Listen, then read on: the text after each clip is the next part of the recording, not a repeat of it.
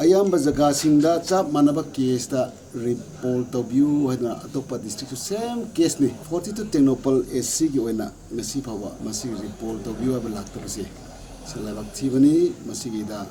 kari gi damakta karamba basis ta masi tawdri bano atopa na kari gi report to bano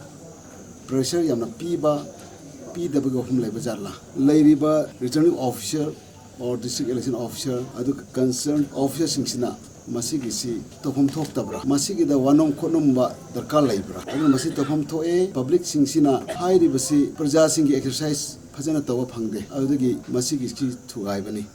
aduguma report lairu voter singsina masagi voter right to exercise to bangam taba kansida pena dabadagi masi si thokhi bani haba thodoga sida ngasi praja singna report to bio kholaw lawr base ECI na tabi hom to laibak ama pali bani na laibak chi law set laibak we hanninge manipulation ki room le hanning de afaba sajon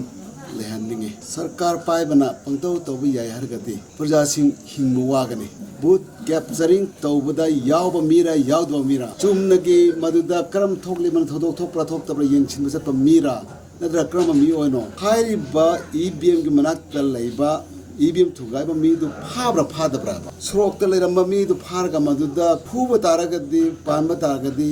madu achumbo oiga doribra adu khanta biwai bani adu ni ai ngasai gi law set pa leba amani law gi matungna to bim tho